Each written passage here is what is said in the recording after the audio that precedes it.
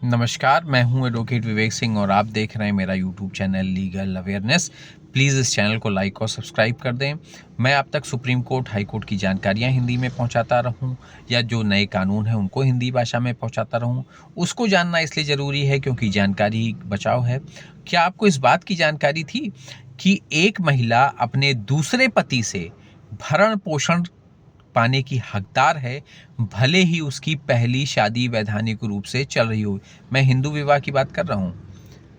क्या आपको इसकी जानकारी थी कि दूसरे पति से वो महिला अपना भरण पोषण ले सकती है, भले ही उसकी पहली शादी वैधानिक रूप से चल रही हो, उसमें तलाक ना हुआ हो कानूनी रूप से?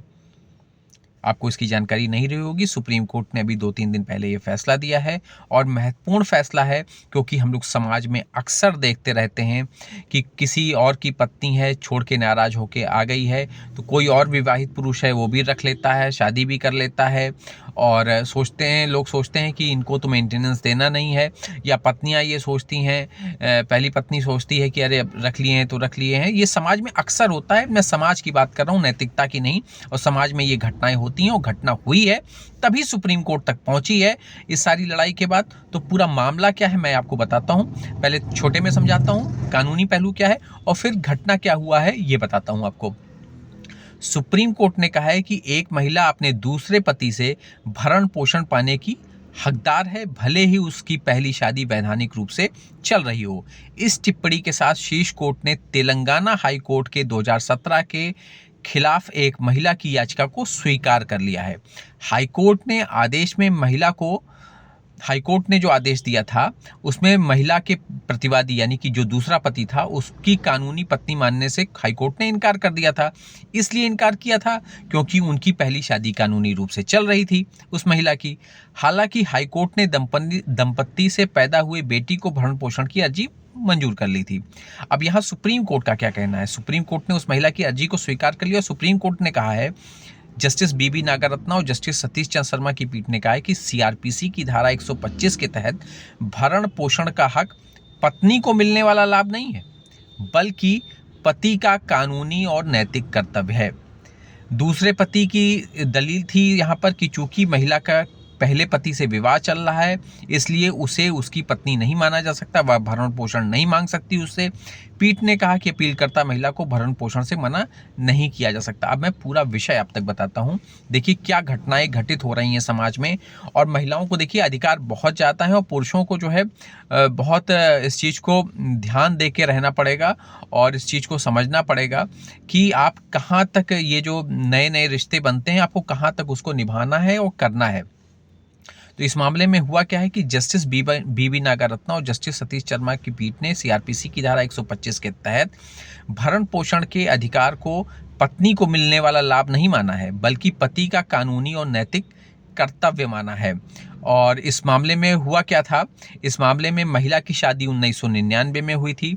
उसने सन 2000 में एक लड़के को जन्म दिया। 2005 में दंपत्ति अलग अलग रहने लगे।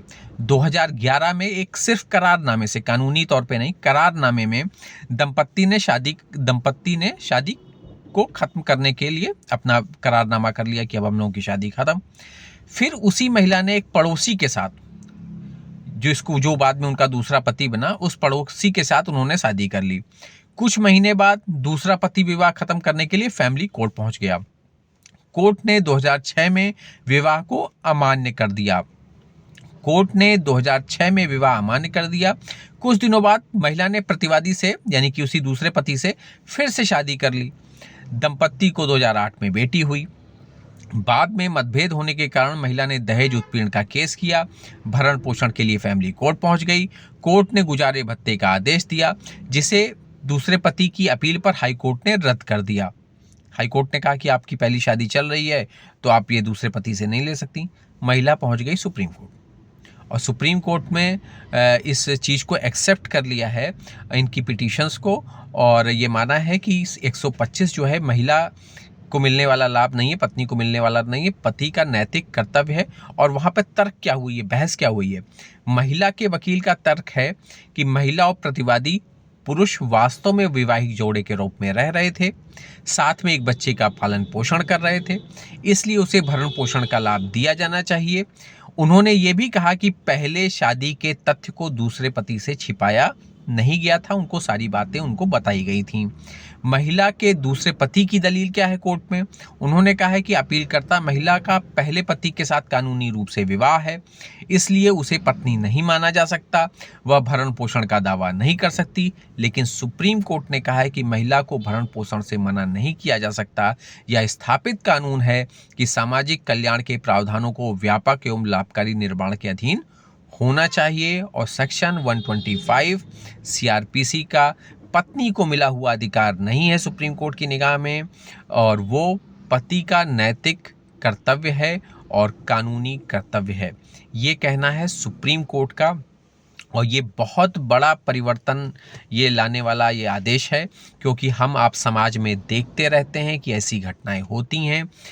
हिंदू मैरिज में नॉर्मली तो एक ही विवाह की पद्धति है, लेकिन कई सारी पत्नियां भी पतियों को छोड़कर 1, 2, 3 शादियां कर रही हैं, अलग अलग जगह पर रहती हैं।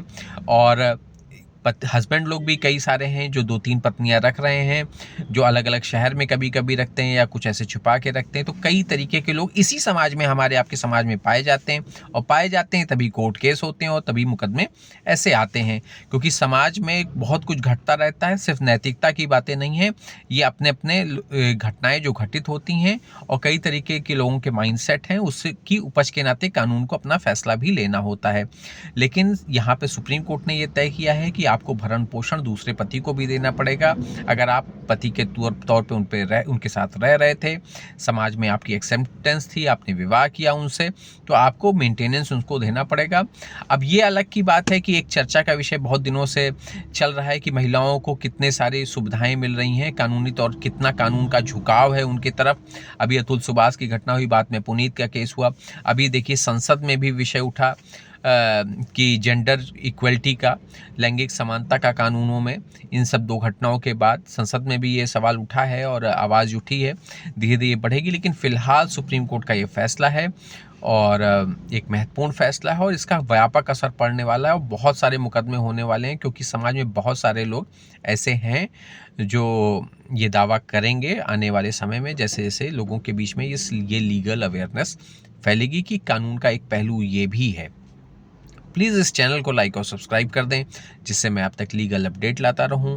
और अपडेट इसलिए ज़रूरी है क्योंकि जानकारी बचाओ है। मैं हूं एडवोकेट विवेक सिंह और आप देख रहे हैं मेरा यूट्यूब चैनल लीगल अवेयरनेस। नमस्कार, धन्यवाद। प्लीज़ सब्सक्राइब कर दें और लाइक करते रहें। जो अगर वीडियो अच्छा लगता है तो लाइक करें।